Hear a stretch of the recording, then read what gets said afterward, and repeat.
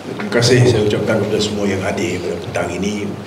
Pertama sekali, terima kasih kepada Ketua SG juga parti kerana telah memberi ruang kepada saya untuk menjadi pilihan parti untuk menerajui kementerian sebagai menteri penuh.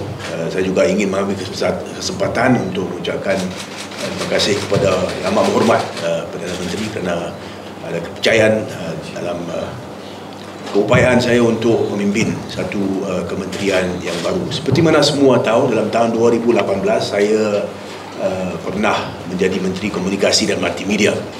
Dan masa itu bidang komunikasi dan digital dimuat dalam satu kementerian.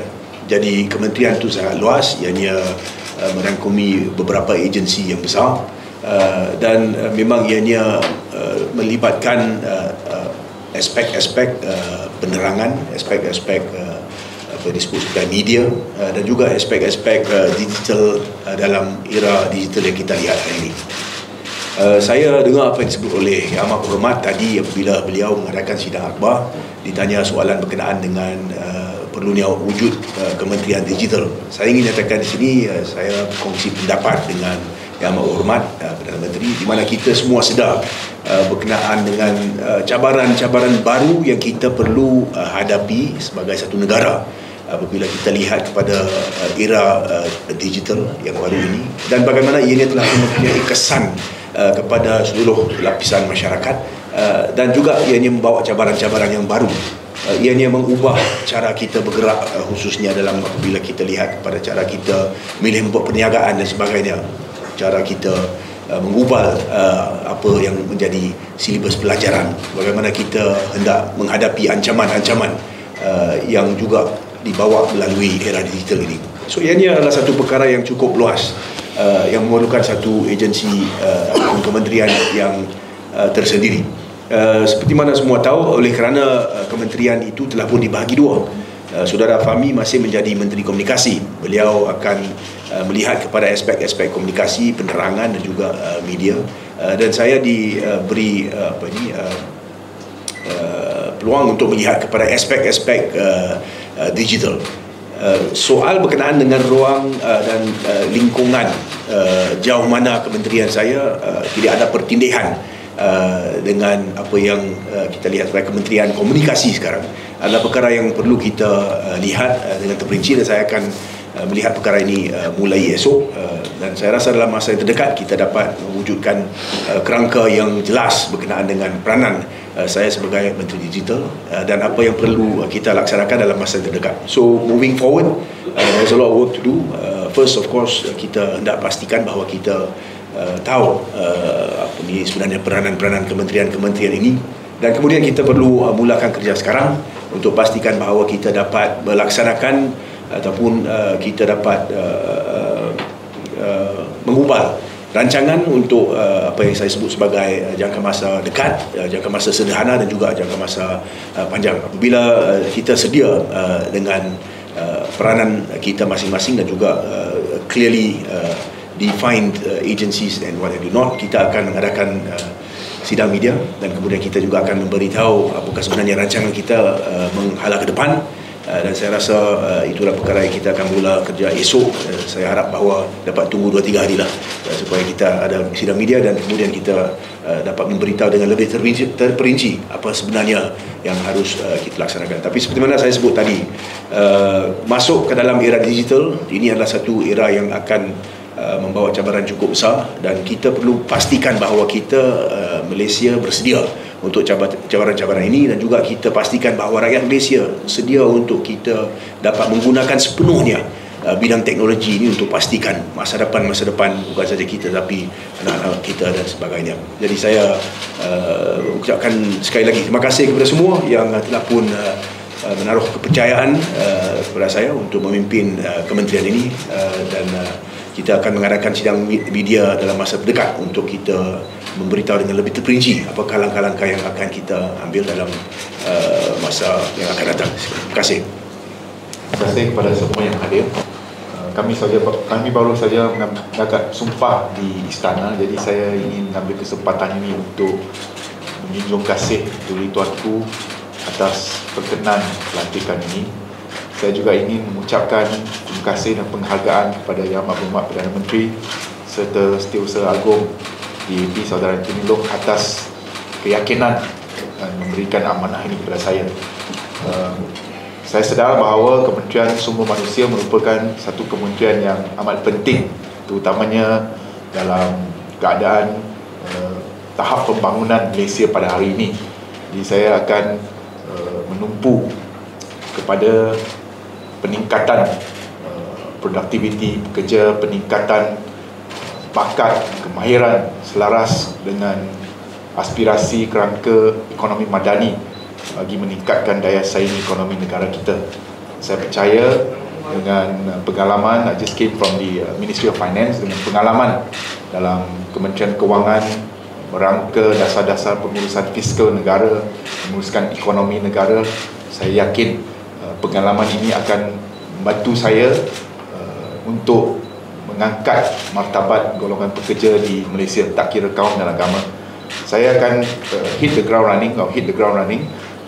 Kita akan memulakan tugasan serta-merta, dan saya juga telah berhubungan dengan saudara Siva Kumar, mantan Menteri Sumber Manusia, dan kami akan bertemu besok untuk perbincangan dan juga penyerahan tugas. Dan saya mohon juga sedikit masa daripada para media untuk saya turun ke jabatan-jabatan dalam kementerian dan memahami isu-isu. Kemudian kita juga akan memberikan satu we will give a response ataupun memberikan perancangan terperinci tentang dasar-dasar dan juga perancangan sumber manusia di masa yang akan datang. Terima kasih kepada Parti DAP atas kepercayaan, terutamanya pucuk kepimpinan, keyakinan kepada saya. I think I'm the youngest. Saya rasa ini merupakan salah satu kekuatan Parti DAP, iaitu memberikan peluang kepada orang muda, pemimpin-pemimpin muda untuk menjawat jawatan-jawatan di barisan hadapan frontline. Terima kasih. Sebenarnya saya nak cakap terima kasih kepada Setiausaha Agong, Pengurusi DAP, sahabat Ibarai, Yang Berhormat Perdana Menteri dan juga Tuanku untuk berkenan beri peluang kepada saya sebagai Perdana Menteri di Jabatan Undangan dan Reformasi Konstitusi. Saya percaya departemen ini adalah satu di antara departemen yang saya bersama. Sebenarnya satu di antara sebab saya masuk di DAP lebih kurang 30 tahun dulu adalah kerana walaupun saya seorang peguam, saya selalu terikat dengan apakah peranan yang boleh dimainkan oleh seorang peguam kalau dia menjadi seorang ahli baru. Dan saya tertarik kepada perkara tersebut, itu sebab saya terlibat, dan saya percaya di antara banyak cadangan yang saya telah buat dalam dekat 24 tahun sebagai ahli parlimen, separuh dia ada diambil kira. Satu saya nak cakap adalah di mana saya mengambil tindakan terhadap seorang bapa lebih kurang 20 tahun dulu di Mahkamah Tinggi Ipoh, di mana bapa enggan memberi maintenance to the child dalam divorce case. Kita ada undang-undang yang tidak ada safeguard for the children if they are above 18 years old.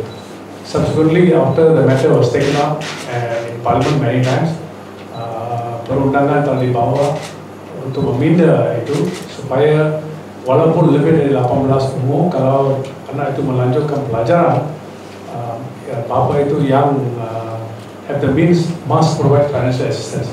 Itu adalah satu di antara yang saya ingat yang terlibat, dan juga conversion case dalam kes Indira Gandhi itu juga AGC terlibat. Dan saya semalam telah bercakap dengan Menteri Undang-Undang Dr. Sri Azrina. Hari ini saya cakap berbual dengan Ceram, di mana dia telah beritahu kepada saya beberapa undang-undang yang sedang disediakan untuk membawa pembaruan. Saya percaya semua ini adalah untuk kebaikan kerana apa yang telah diberi oleh kerajaan, assurance oleh kerajaan bahawa kita perlu adakan institusi penukaran undang-undang reformasi. Saya percaya ini boleh dipercepatkan. Bila saya cakap dengan Dato' Sri Azlina, she says, please continue what Ram has done and see. In fact, I beberapa kali telah berjumpa dengan coincidence dengan Dato' Sri Azlina in the last 1 year. After certain issues are taken up, to go see her personally, bagi tahu bahawa perlu ada tekanan kepada undang-undang untuk membawa pembaruan. Dan dia kata, we can work together and see how we can benefit the country at large. Thank you. Terima kasih saudara setiausaha Ketua DAP. Salam sejahtera, selamat datang kepada rakan-rakan media sekalian yang hadir di sidang media pada petang ini. Dan pertama sekali saya ingin merakamkan setinggi-tinggi penghargaan dan terima kasih atas kepercayaan oleh Yang Berhormat Perdana Menteri Tan Sri Anwar Ibrahim dan juga parti DAP yang memberikan suatu kepercayaan kepada saya untuk menjawat jawatan Timbalan Menteri Pendidikan. Seperti rakan-rakan sedia maklum, pendidikan merupakan satu segmen yang amat penting dan amat diambil berat, paling diambil berat oleh rakan-rakan kita di luar sana. Dengan setiap tahun bajet bagi Kementerian Pendidikan adalah yang paling tinggi bagi setiap tahun. Dan kita juga tahu bahawa ibu bapa di luar juga mengambil berat berkenaan dengan masa depan anak-anak kita semua, dan ia akan menjadi satu tanggungjawab yang amat besar bagi kita semua di Kementerian Pendidikan. Dan bagi saya ini merupakan satu amanat dan juga kepercayaan daripada rakyat yang mana saya haruslah laksanakannya dengan penuh amanah. Dan setelah pengumuman oleh Yang Berhormat Perdana Menteri tadi, saya telah berhubung dengan Yang Berhormat Menteri Fadhil Nasidik dan juga Yang Berhormat Timbalan Menteri Pendidikan yang sebelum ini, Yang Berhormat Lim Ho Ying, berkenaan dengan sedikit sebanyak urusan di Kementerian Pendidikan. Dan bagi saya, tanggungjawab dan kerja akan bermula pada saat ini, dan kami akan buat yang terbaik, cuba buat yang terbaik dengan pengalaman saya yang ada sebagai pengurusi PAC sebelum ini. Saya akan cuba buat yang terbaik untuk memastikan bahawa kita dapat melaksanakan segala agenda-agenda di bawah Kementerian Pendidikan dan juga Kerajaan Madani. Terima kasih.